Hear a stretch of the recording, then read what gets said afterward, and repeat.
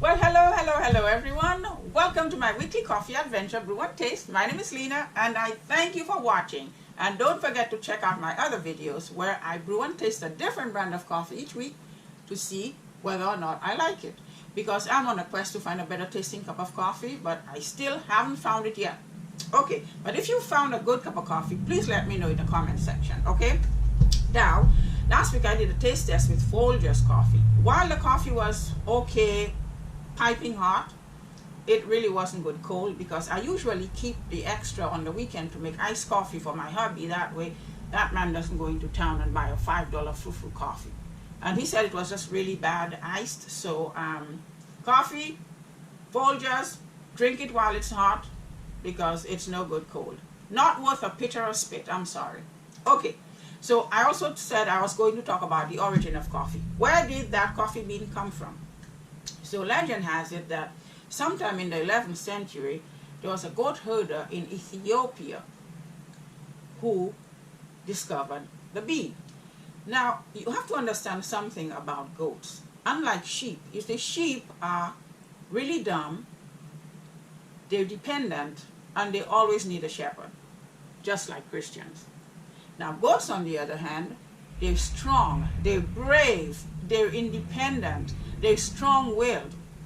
And you know how people say that a mule is stubborn? No, mule's not stubborn, because you'll whack the mule and he's going to react and take off. But when you whack the goat, he's going to headbutt you in your behind. So goats are more stubborn, in my opinion, than mules. So just imagine you have an entire herd of these animals and they're acting all erratic. So the goat herder notices that every time the goats, you know how the goats eat anything, every time they would eat those little red beans, they get all erratic and crazy. So he decided to try them himself. So when he tried the beans, what do you know?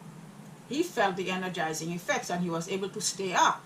So he grabbed a couple of those beans and took them to the monastery, because the priests and the monks, they couldn't stay awake during their evening prayers. So he gave them a handful of coffee. So the monks threw the coffee in the fire and they said, "That is from the devil."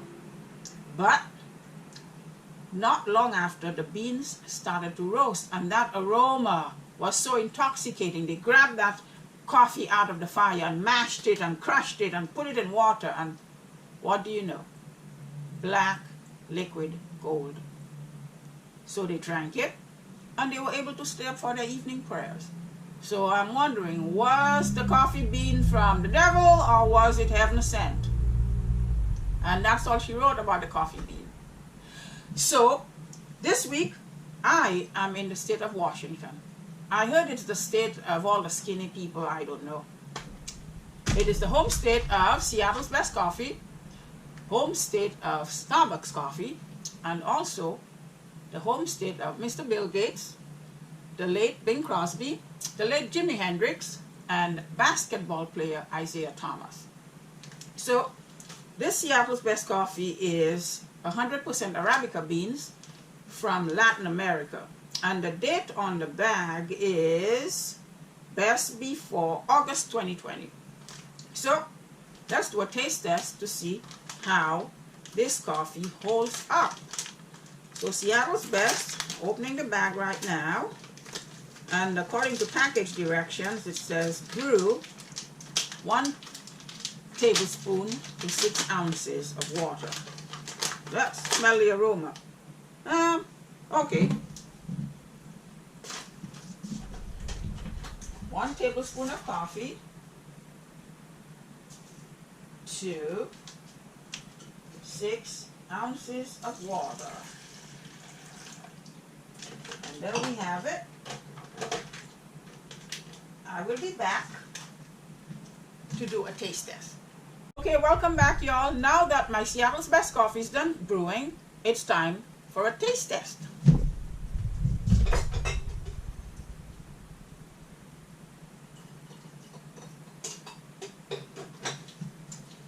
Okay, as always, I've already got my cream and sugar in my cup. As my husband always says, I like my coffee like I like my woman. Brown and sweet. I don't like black and bitter. Okay, so time for a taste test.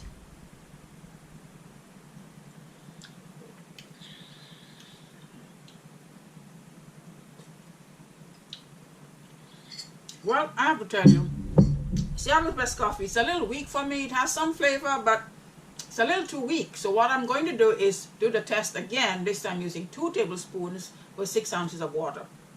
And Seattle's Best, on a scale of 1 to 10, I'm going to have to give this coffee a 5 because I'm looking for exceptional and I haven't found it yet. So 5 out of 10 for flavor. Next week, I am test tasting McDonald's coffee. Everyone tells me how good this coffee is, but I have to taste it for myself. And that's for next week. And also I'll be looking at coffee makers. You know, I've been hooting and hollering all these years over bad coffee. And I found out that my coffee maker can be the problem.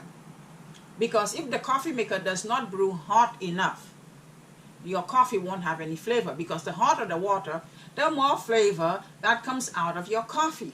Didn't know that, but I just found out and I'm going to share it with you. So that's for next week's program. Until then, find your peace, y'all. Find your joy. Don't let anyone take it from you. Join me again next week for Brew-n-taste. And until then, my name is Lena. Don't forget to check out my other videos. And if you enjoyed this video, don't forget to click the like and subscribe buttons. I'll really appreciate it. And I will see you again next week. Until then, take care of that fabulous self and drink more coffee. Bye, y'all. Bye.